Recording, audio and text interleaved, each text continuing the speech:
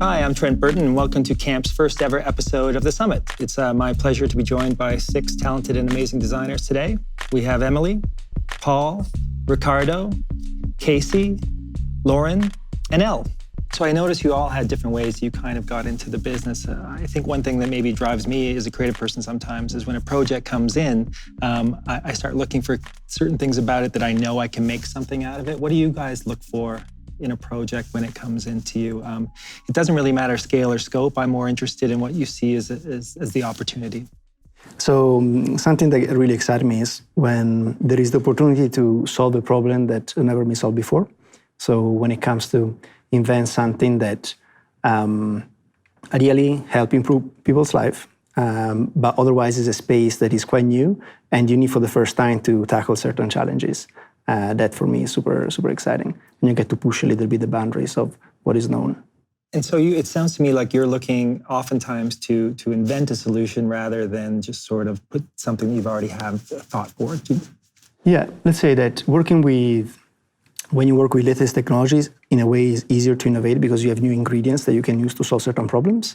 But it's not necessarily only that. It's not just about new technologies. It's more about new type of experiences that you can create. So if there's a way to either help people think in a different way or see the world in a different way or experience something for the first time, that's actually super exciting for me. Do you have a particular process that you use to tackle a problem like that? There's a creative process that probably is not very different from the creative process that many other people that follow the design thinking process use. Just like research, get really familiar with it, very knowledgeable about the space, ideation and validation. So a lot of prototyping, a lot of hands-on work, and really try the experience with real people to see if you're actually providing the value that you want to provide or not. So most of his projects, it seems there's an end user, someone who takes what you've created and uses it. In the 2D world, you've got your background book design. Do you think about it the same way? Well, I think that the thing I was thinking about while you were talking was that I think that answer to your original question probably has a lot to do with scale. Because as you were just talking about it, I was like, you know what? I need to come up with some methodology to weed out these knuckleheads I end up working with all the time. I'm kidding.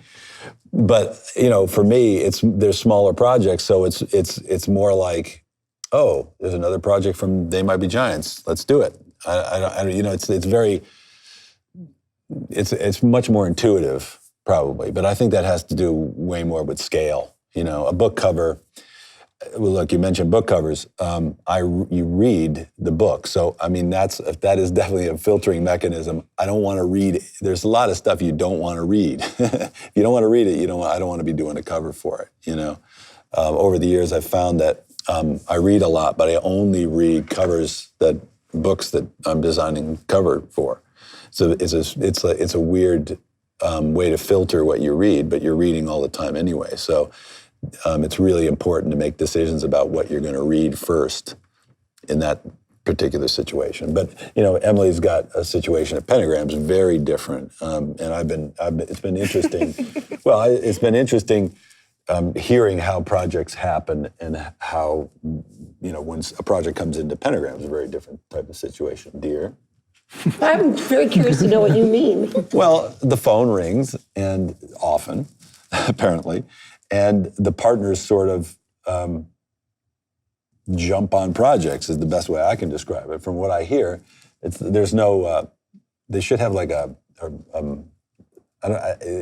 don't quite understand how the decision is made as to what partner gets one thing and one another one. You guys should have thumb wrestling to make the decisions. I don't know, but as I said, dear, you want to? I'm just digging myself deeper into the hole here. Let's just keep going here. Yes, right? exactly. I think what Paul is trying to say is you have a more traditional structure at the agency where you take on projects based on whether you've pitched for them or whether someone's come to you. But wait a minute. This is not traditional. I don't think this is traditional because it's sort of like a jump ball. It seems like a jump ball. Oh, like internally. whoever responds to this thing first, no? Go on. Or it seems like whoever wants to do it more. It depends on the project. 90% of the projects come in partner specific. Like 90% of the projects come in because, someone has worked with Michael or Paula or the other Michael or Eddie. Like they come in and they say, I saw this thing, I really liked that, so I would like to speak to the person who did that. That's what most of the work is. Or, you just get a call specifically about you, one. There are a handful of projects which we call the over the transom projects, which is just people who want to just either work for or have Pentagram pitch, because Pentagram is I guess that's famous. what I was describing. That's where my interest lies. I really want to see how they decide. There have been, over the course of the years, different ways that has been handled. And it's actually a very fluid process because we still haven't quite figured it out. There was a long period of time where it was literally like whoever got their hand on the buzzer first, either got the project or certainly went to the first meeting and then was like, this one's not for me, you want it? But now we are trying to have a more sort of democratic, so that if you're in the subway when a really good project comes through, you don't get to miss out. So we have a sort of filtering process. When that happens, back to sort of the original intent of the question is what do you look for? When does it say, yeah, this one's for me, back off? So, well, it's usually pretty clear. And everyone, the cool thing about Pentagram is all the partners are really looking out for each other. Like everyone is always thinking about whether the other person is light on work, or whether this theme seems more specific, or a project comes in that might be great for two partners to collaborate on. It's very open and very socialistic process. And it's actually, as a newer partner, it's actually fascinating to me how generous the process really is.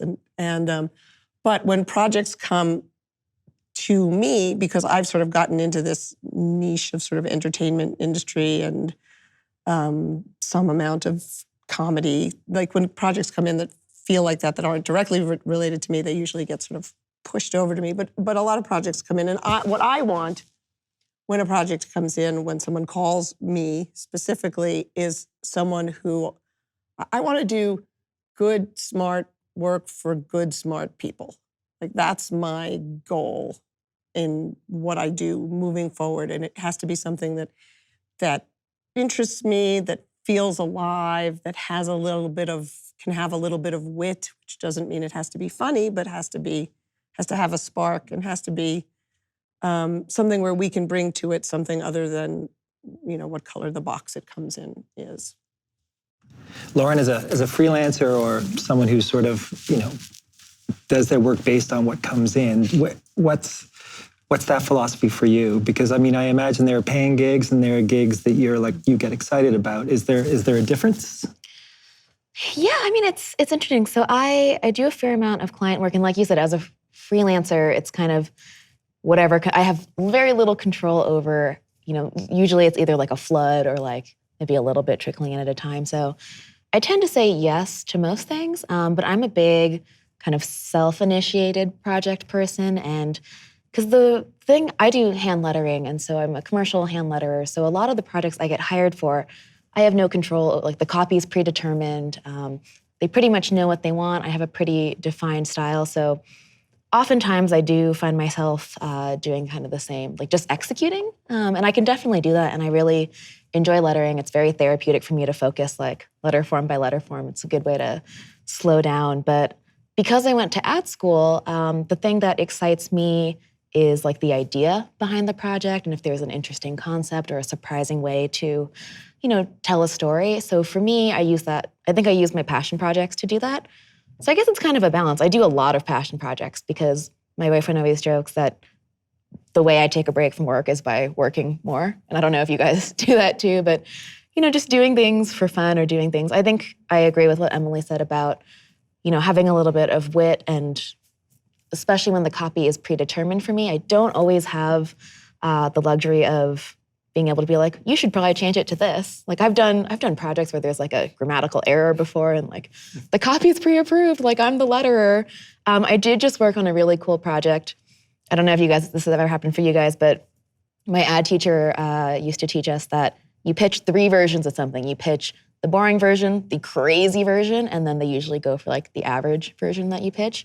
So I did that, and they went for the crazy version, which was cool. So I just installed a 3-dimensional paper mache mural over in New York, and that totally ended up biting me in the butt because it took 5 days to install instead of 3. But that was definitely fun. So something I look for is just a client who's willing to, I think, trust my lettering skills, but give me room to play. And not always the case, but once in a while. So, Elle, I noticed with the kind of work you do, it tends to have a larger social goal in mind, whether it's a museum or, of course, the 9/11 space. When they're not easy, short-term kinds of projects. So, how do you go into something like that, and what keeps you motivated, and what to continue to create over time? Well, we have a fair variety of projects from, let's say, 3 to 6 to 9 month projects, up to then big museums that will keep you busy for 2-3 years. Sometimes they also go on hold for fundraising. So there's a good variety in that regard. But for me, it's crucial that if I enter a 2-3 year project, I have to be interested in the content, and it has to be meaningful to me to spend a lot of time with the people as well as with the content we're trying to convey. And there are 2 things. The one thing is we are mostly trying to sort of come up with new approaches to storytelling and to come up with new approaches to education by breaking the habitual patterns that we usually expect in museums or in the public space. So it also takes somebody on the other side who's willing to do that. So we just actually won a project in Sydney in Australia where I asked the client, why would you want to work with us? It's going to be tricky. Like, we're very far away from each other. And they specifically wanted exactly that attitude. And so for that, we're flying there, and we're doing that because there's somebody who wants to break the rules just as much as we do. Not for the sake of breaking rules, but in order to... for us, it's really the moment you stop doing what you're doing by routine, like attention increases, memory retention increases.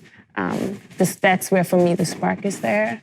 As a meditator, it goes back to this idea of sort of breaking the logic of the everyday and then just being the here and now. So if I can offer that actually to people, it's really precious to me. Let's talk about rules for a second then, because that's a really interesting point. What do you think of rules, and how do you approach dealing with them, or do you have them? I find, on my side of things, there are a lot of rules because I'm in advertising, and it's just the way it goes. But I think when you approach things, how do you view rules? As a constraint or as somewhere to start? What do you think? I was just going to say, didn't we all become designers because we needed the rules? Like, wouldn't we all be fine artists? I like the rules, and then I like pushing at them wherever I can. Yeah, to a point. Well, you don't really like them. No, I do. I like the rules. I think design is reactionary. That's a basic aspect of it. Now, whether the thing you're reacting to are an impossible set of rules, I mean, that...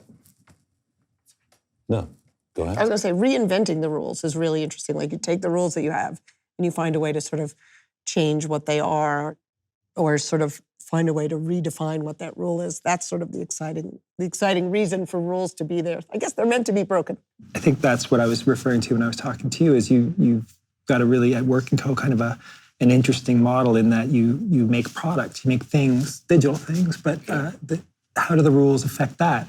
Usability, whatever. I mean, I'm interested to find out how your process is. Yeah, well, I mean, I think the rules are really important in what we do, right? Because we're designing things for people to use every day. So if we break those rules, the products that we're designing can be, broken. So I personally don't think a lot about breaking the rules. I think about evolving the rules, So, how can we take a product or some type of experience that a user is going to have with these applications or websites that we're creating, and start with the basics and the fundamentals, like what's a really clear and simple way for a user to get to the end goal, whatever that end goal is for that product. And let's make sure that we meet that goal and meet it as quick as possible and prototype that out and get it in users' hands and let them give us feedback and design around that.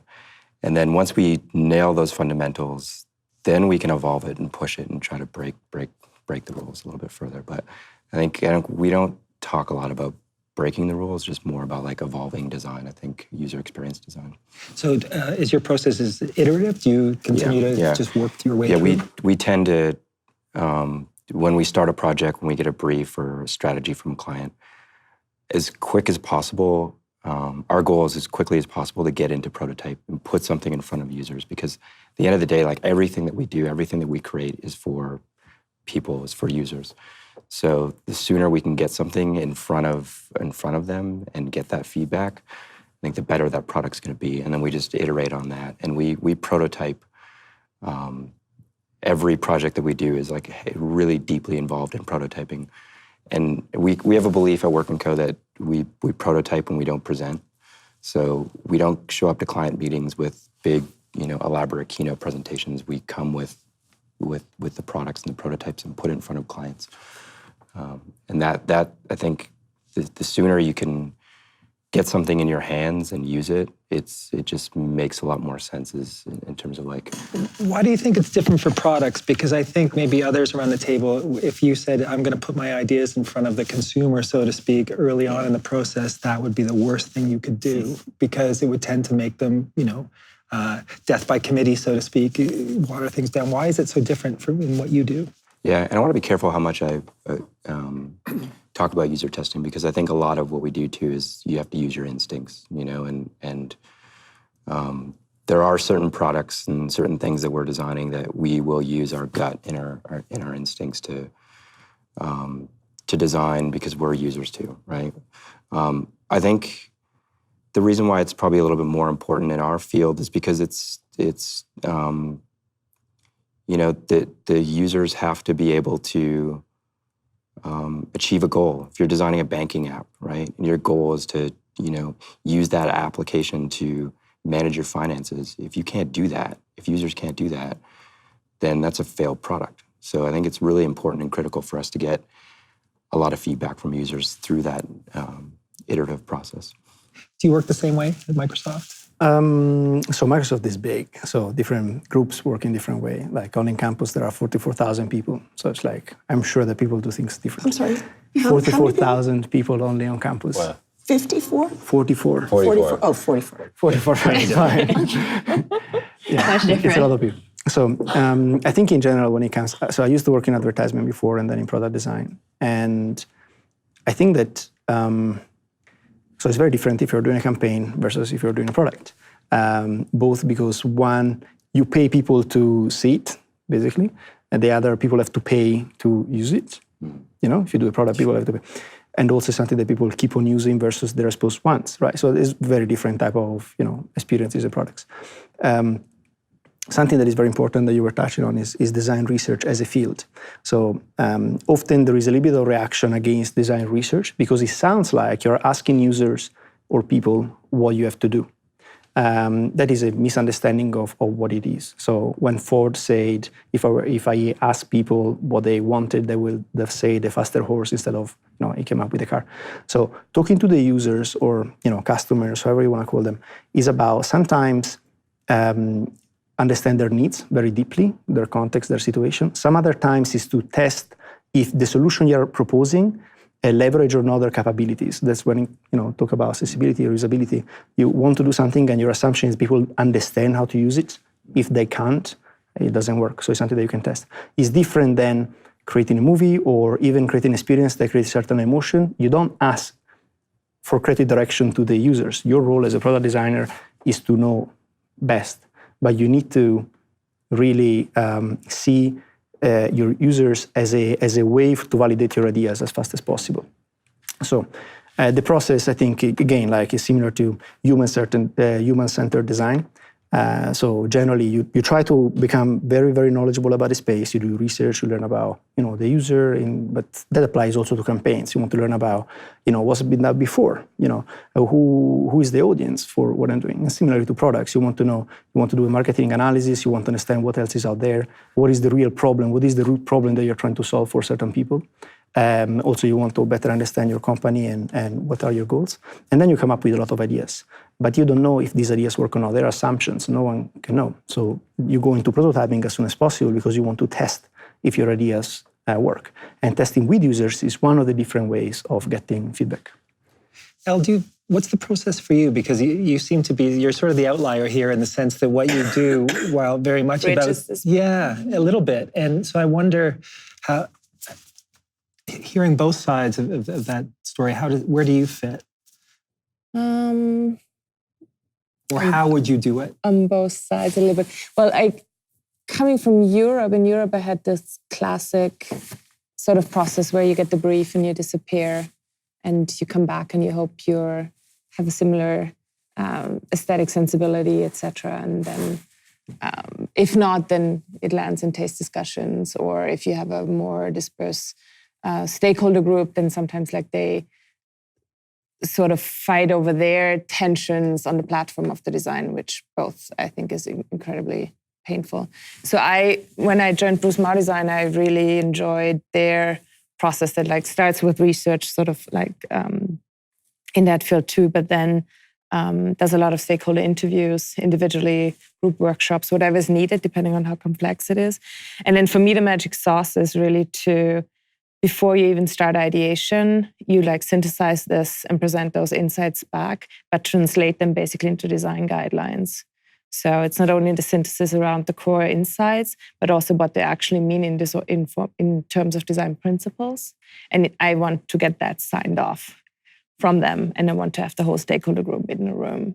Because then it's really no surprise anymore what you come back with. But it's also, for me, super helpful as a creative director, because then it's also not my taste discussion with my team, but we're every meeting I have these design principles up and I'm like, are we meeting this? Does this do justice to what we promised we will do? So it kind of brings the team, me, and the client all really into one line. And whenever I don't do it, it always bites me. And it really works. Sometimes it's truly magic with the most difficult client groups where they later come back and they're like, how did you manage that it was just so smooth? And so it works. That works really, really well for me. But it's not always that easy. It's that's just sort of, for me, definitely the ideal scenario. And then, of course, we prototype like crazy after that too. As soon as we're out of rough concept, it's just prototyping. And I mean, we also prototype already in concept, depending on what it is. I'm totally interested in the personalities behind the different things that designers do. Because what we're describing here is maybe function, and it's just funny because I was years over this design firm called Carlson Wilker in New York, and I was upstairs doing op-ed illustrations and solving problems, visual problems, especially when it's a Times op-ed. There's an editorial. It's about something. There's a specific point of view. I always feel like you have to bring yourself into it. Your point of view is important too. And I have a certain way of approaching that. And then, I'd go downstairs and they were working on something for some band, and it's design, it's reactionary. But if you start listening to the music and go, okay, what are the people listening to this going to want to see or need to see when looking at this thing? It's just it just needs to be a kitten. It has nothing to do with whatever it is. And I've seen them a couple of times. They were stuck. What do you think? Well, it should be this, that, and the other thing. And the client's like, no, we want this crazy stuff. We don't want this to make sense. So again, it just depends on. But again, I think it gets back to personality. I think that one problem is also that we talk about design as if it was a thing that we can pin down. Mm-hmm. We're talking about products. We're talking about things that people have to use every day. Yeah. Things that, hey, if it doesn't work, someone dies, versus something that if it doesn't work, you don't like it. Right. There's a different, Right. So I think there's also a matter of, being precise in pinning down, okay, what is design, really? And which designers, again, based on your personality and your past, gravitate to certain things. I mean, book covers are another perfect example. There are people who design interiors, and they're considering they're designers, just as the cover designer is a designer. It's a totally different way of looking at it. And one person might be miserable doing that, and the other person would be in their ideal environment in terms of what they're designing, So I think it does come down to us at a certain point. It's also, I think, a question if you're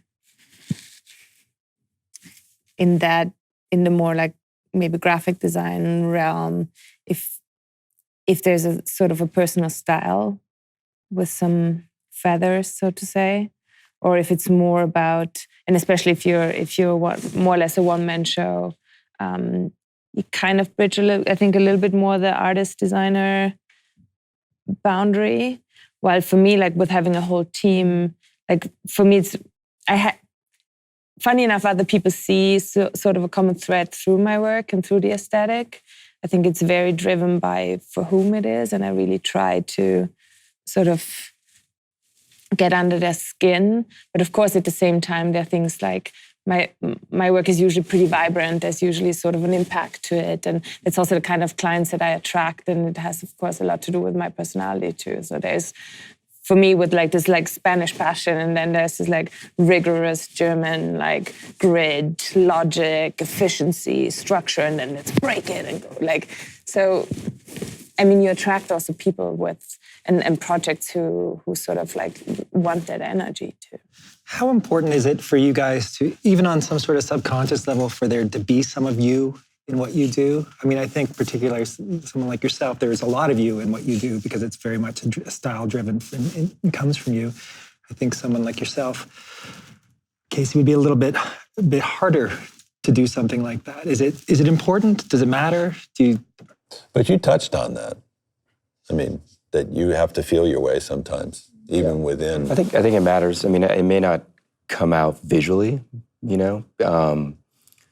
but I have to selfishly feel excited and motivated to work on whatever that project is. If it's not something that I would want to use every day, then I'm not excited to design it. And you touched on something really important too, is like the team, and we work on pretty big projects, and it's a team, and it's not just designers, it's developers and strategists, right? And are they excited? Are they motivated?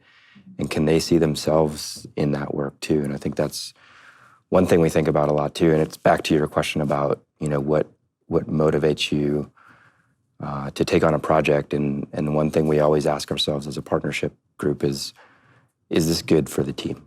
Or the teams that, have to work day in, day out to design or build or ideate this product, are they going to be excited? And is it something that they can see themselves in? The way we work, I think, is very similar. Like, we do a lot of research at the beginning of something, and we do a lot of, like, sort of saying back to the client, this is what we learned. We do a lot of interviews. We do a lot of, like, historical research. It's really part of it. And I always say that in the end, though, what we do should look more like you, the client, than it should look like us. But there is a huge part of me and my team in everything we do. It's the reason that we're passionate about it. It's the reason that people come to us. We are in there, and especially we also do a lot of writing with the work that we do, but it's the joy that we get from that sort of collaborative process with the client that's really important. That helps there be our essence in everything we do, without it necessarily being like visually. Like, I like work that you can't go like, oh, that person exactly did that. But the sort of idea behind it, or the essence, or the thinking behind it makes you think about someone specific.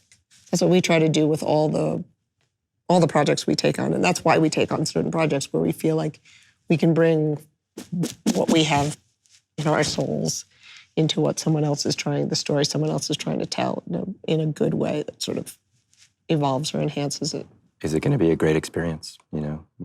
That's like the end product or the thing that you're making is obviously so important, but 10, 15 years from now, like you're going to remember the experience and the team that that's lifetime. Like the products and things that we design may come and go, but I think that's so critical and so undervalued, right? Just like the relationships and with the clients and with your teams, like that bond that you make going through like creating something is really important. This was originally going to be a question just for Paul, but I think it's also for you in that, what's the difference? I think, most of us work straight with clients and who aren't necessarily creative people all the time. I think you both have experience working with other creators. So you're creating for creators. Is that a different experience than creating, say, for a large airline or a cereal company or any of that sort of thing? Does it feel different? I'll tell you once I do something for a large airline or a cereal company. I prefer working with creative clients. I mean, I never, there's a lot of discussions you don't have to have. Maybe getting back to that point about having language that you need to use to make somebody understand what your role is going to be as a designer. I'm much more comfortable with the phone ringing and someone saying, hey, and then having a dialogue and already having an understanding of what this. I spent an early part of my career with people who would bring in, account executives who would bring in projects because they golfed with somebody, and it was miserable for me. Like the fact that someone comes to you because of something that you're doing, there's already an understanding and a value that's placed on it.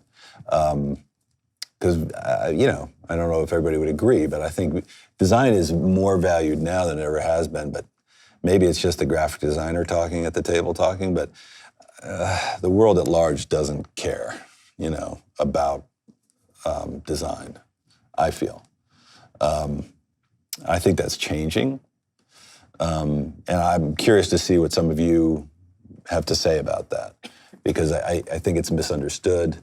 I think when you run into somebody who really has an understanding of what design can do, whether it's a publisher or a band or whatever, again, I'm using my own experience. It's night and day, the experience of working in that situation, and the things that you can make are I think there's much better chance of it being good. Have you had the same sort of experience?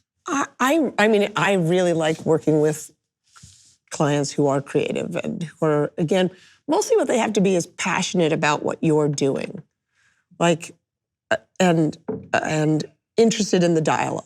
Like clients who just sort of want us, like, yeah, show me. Okay, what's the next thing?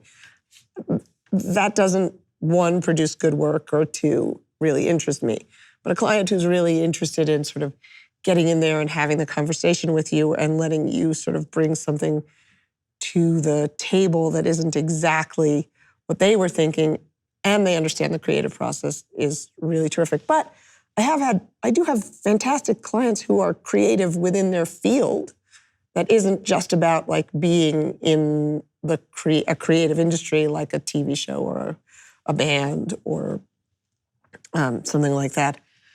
But who do something else but really care passionately and are really interested in the creative aspect of whatever it is they do and sort of changing that paradigm in some way. That's just as interesting to me as working with, people who do other creative things. And I just want to make a point here that what I was saying earlier about people, generally there's not an understanding of design or appreciation for it, isn't to say that the design itself is that important. It's just that the things that design can do in any particular situation is misunderstood, I think, mostly. I think it's also because what design is changed over time so much. And so it maybe started, if you think about what design is today, also because of digital, change a lot because of interaction, etc. So now I think there was an article or a post from, I think, Donald Norman or Bill Mugridge, one of the two, I don't know. basically talking about how design is at a fork where there is design as a craft and design as a way of thinking. Design as a craft, which is when you master the crafting of being able to make something look or feel great. And then there is a design way of thinking, and we're talking about design process and so on. So the word design itself means so much now that it's just chaotic, right? But I think that it's also on us to explain people that design is something bigger than what sometimes we even tell others. And in my mind, it's more about improving and enriching people's lives. Whether it's designing a Mac, whether it's designing a font, whether it's designing a cover, is about enriching people's lives, right? And then I think that people appreciate it, but in their subconscious, and we need to help them understand what is the difference, but also be very critical in saying, okay, this one is not enriching people's life. This is something I like, but actually, people don't care. But I think we're lucky enough that companies out there that are successful, the most successful companies, are embracing design. So everybody else is reacting to that. So it's good in that sense. I think, Lauren, you're an interesting case in that you're doing your own thing. Like you got your hustle on out there, right? You've sort of figured out. One-woman show, yeah. You've kind of figured out what it is you're about. And we were talking a little bit about inspiration, and I thought it was really interesting if you could talk a little bit about inspiration and sort of you thought you needed to look somewhere but didn't really.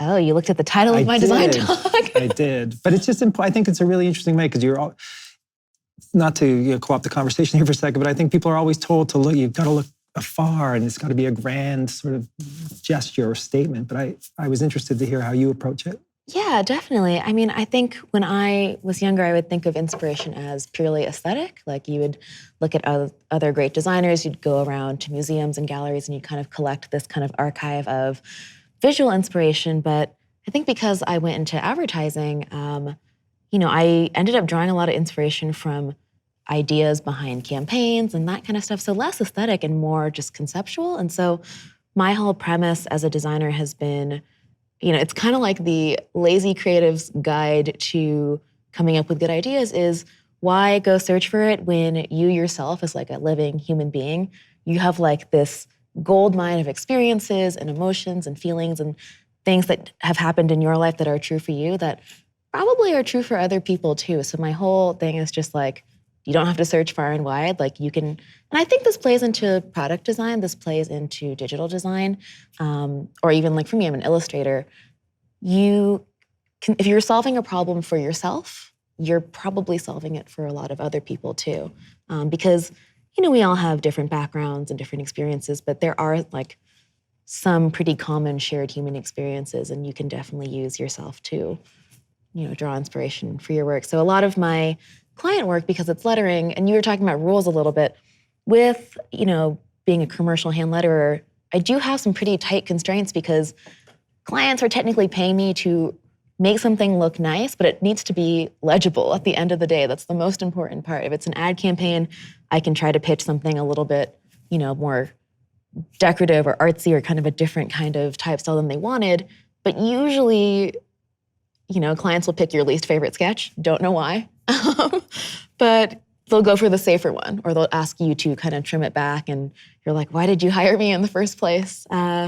So with my personal work, I definitely, like to show more of my personality because there's no constraints with personal work. So I basically just draw from my own experiences. I take a lot of notes, like in my notebook and on my phone, of just like funny moments or things, random thoughts that kind of pass through my head that typically I used to kind of let slip and kind of fly by, but now I try to journal a little bit more. Kind of like what Emily was saying. I think essence was the perfect word when it comes to infusing yourself in your work, because I've been recently getting hired more. I'm a hand letterer, but I've been getting hired more to write the copy as well, which has been really fun for me because that is a surefire way for me to put my aesthetic and my tone of voice kind of into my work. And yeah, it ends up positioning me to work for brands that kind of share my same point of view and tone of voice. And those are the best clients to work for because there's kind of an unspoken language there. Anyone else want to talk a little bit about inspiration, where they find it, how they feel about it? Is it something that you're constantly looking for, or do you feel like it's yourself? Is it motivation and inspiration two different things? I have a rule, if we talk about rules, for actually my team to not start with visual references.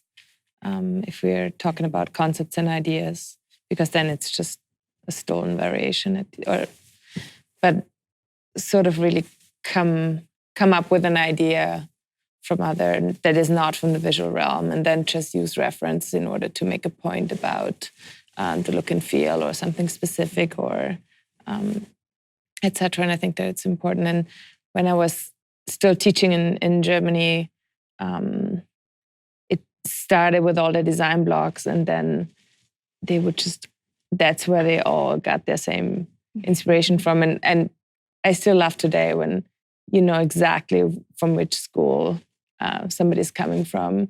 Like immediately know if somebody's from Yale or Art Center and it's just hilarious how they all have the same style. Or super sad. And so like I encourage them always very, very much to be aware of what is out there, but don't start there, and really find your own voice and find your own, either your own style, if you want to go more into the artistic direction, or find your own voice on how to answer a challenge and what is important to you, and just stop that whole trend shopping. It's too easy. And if you have it in front of you, you're just going to, it's so hard to be like, I'll put it up in front of me, but I'm not going to copy it. You're going to absorb it. So I think that's really smart that you tell your team to not start with the visual. I am so going to steal that. You're welcome. Yeah. Does it happen at Pentagram where people will start with? Well, it's different. I mean, I encourage my team to not start with, mood boards or whatever, but to start with ideas. But I don't mind if then there's a thing that says like, and it might look and feel like this, or it might move like this if we're talking about emotion. Like a reference. It helps. But I always say, like, let's just start with the basic ideas. It doesn't have to be fancy. I don't care what typeface it is right away. I just want it to be about the idea. But having them, and I often will say, like, and if you can best describe it in just a sentence, that's totally fine. But I love the idea of making them do that, of making them not even like to think about something and not even go to any visual reference, but to sort of find a way to talk about it and describe their idea, I think is really interesting. It's easy in the experiential realm, right? Mm-hmm. Like, because you don't just start at the computer, like we start with sketches usually.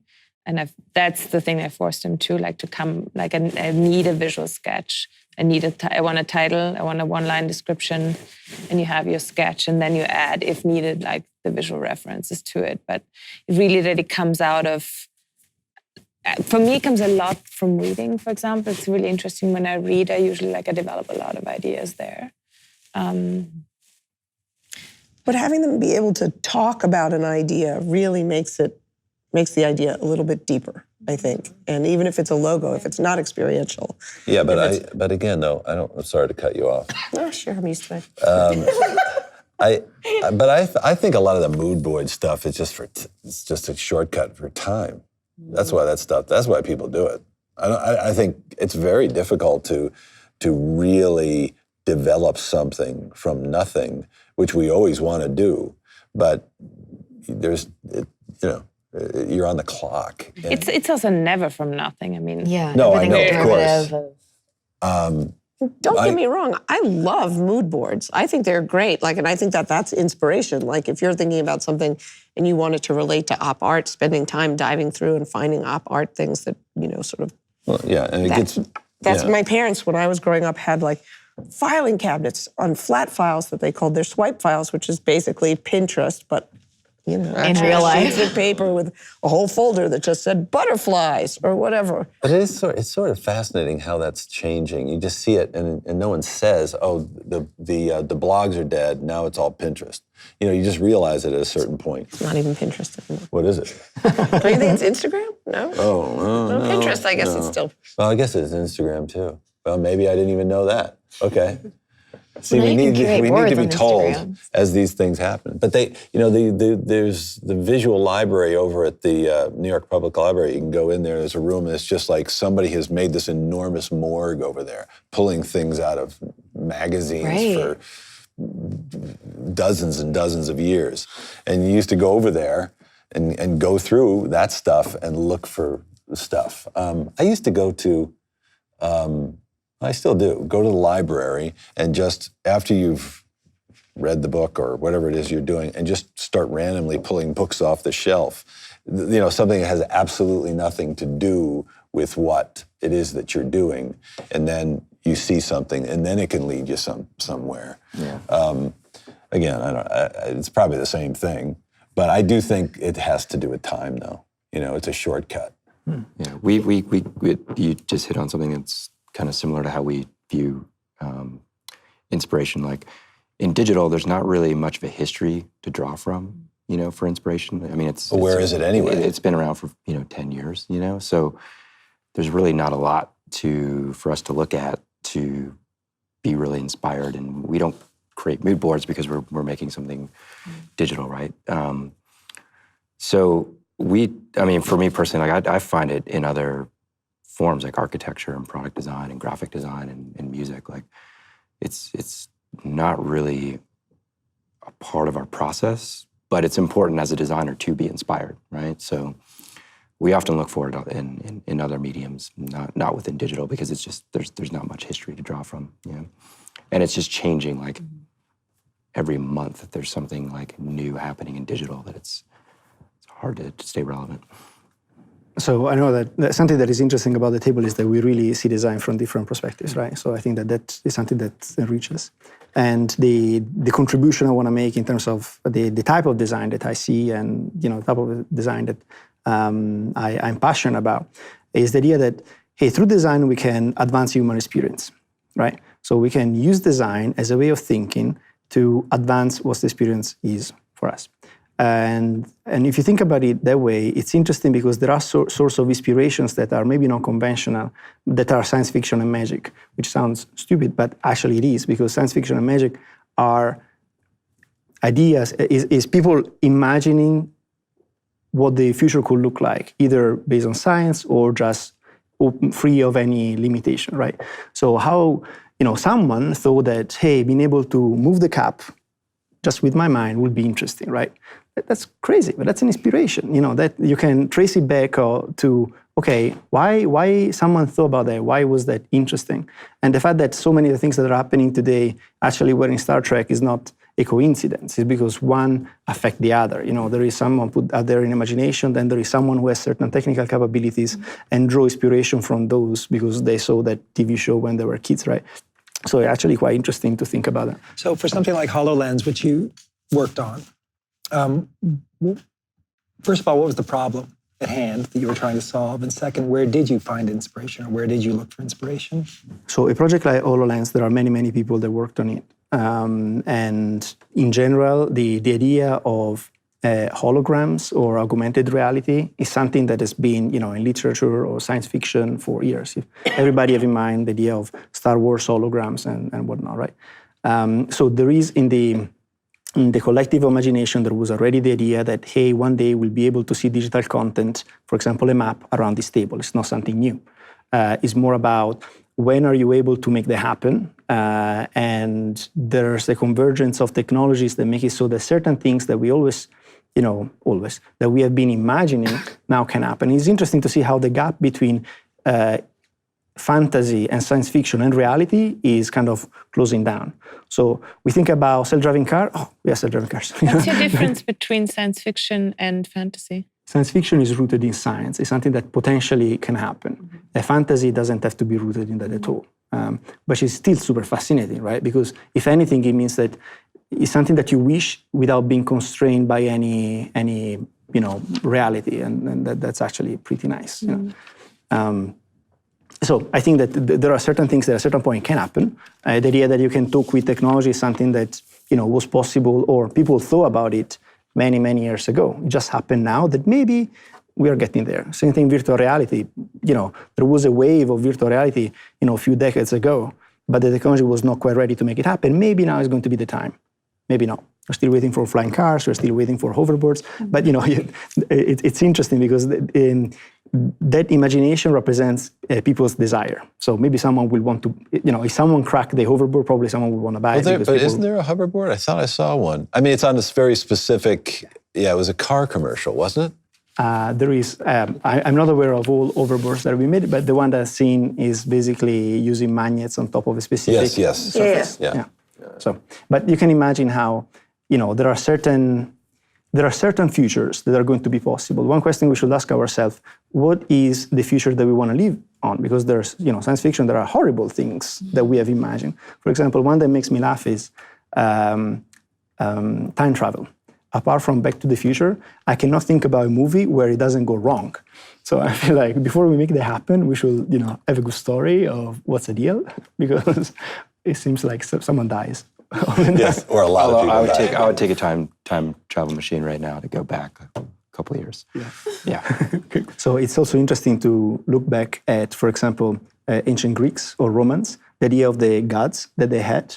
It was, their ideal of what if we had superpowers. It's interesting because then the idea that you can fly, the idea that someone can use, the natural elements, et cetera, are all manifestation of a desire that someone had, And we're going to have a future where maybe, we're going to try to make some of these things happen, live forever, for example. Even if you think about Superman, it's a manifestation of the idea of something that we consider being great, that you can be super strong, that you can fly, that you have superpowers.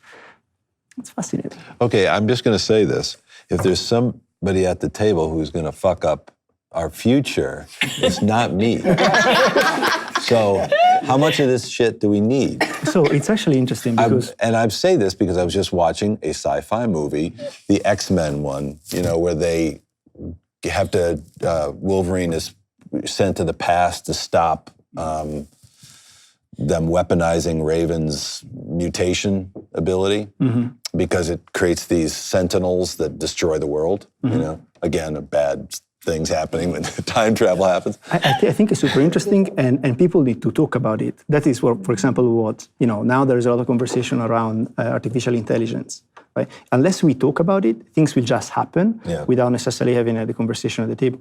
For example, self-driving cars are about to happen, but we need to talk about it because someone will have to make some regulations. Like there's the MIT did an amazing project called Moral Machine, in which basically shows a car, which is a self-driving car, which has a brake failure.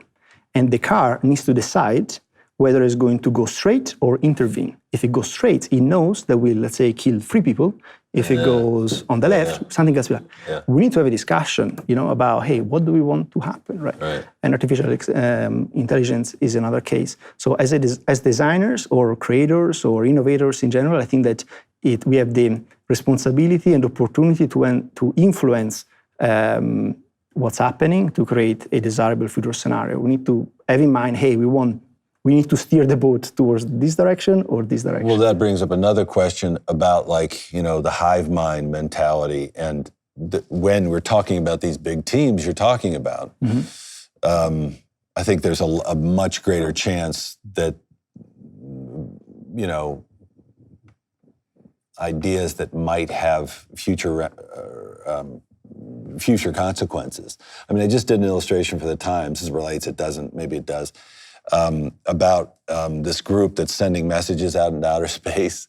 And, there's this whole discussion now about what it really means is we are inviting someone to destroy us. That there's what are they saying? What they're just, I mean, I think they're... we are delicious. They're sending, like that? They're sending patterns that it's a greeting. But it's not hello, greeting. But there are patterns that conceivably could be understood by another race of people out there. But no, the reason I mention is because they're talking about I'm trying to think of the right way to describe it. It's not, there's no one saying you should do this or you shouldn't do this. Is this a good idea? Is this not a good idea based on how it might affect all of us in the future. That's a question for me then to you, is you talk about your sort of, your personal philosophy, I think, is you're trying to do things that make people's lives better. I would argue that those guys probably think they are going to make our lives better by doing so. At what point who's the arbiter of that at that point? How do you decide if that's something that is good or is bad? Mm-hmm. I think it's very hard to say. I think that every time a new technology, we embrace a new technology. We have been always scared about that. We are scared about books. We burn books because they were evil. We're scared about TV, photos, steal your soul, etc. It's normal. But technology is not good or evil, but it can be more or less dangerous. That's for sure. And I think it's about the culture and society that we have that is important to have conversations about why we do something. If you think about, if you zoom out and we look at humanity as a whole, you might say that self-driving cars are going to remove a lot of jobs, or you could also say that are going to save 30,000 lives in the US only every year. So I think it's about having this discussion. But it will also be interesting for designers to actually participate more actively in that public discourse, right? When it is about writing regulations, etc. We're not known to sitting at these tables or to influencing those discussions. Yeah, so I think it's up to us to get involved, because otherwise we let things happen. And so we need to make sure that the people that are working on those fields open up and talk to others, and we take decisions as a collective, because there are decisions that that the world is making that affect many people.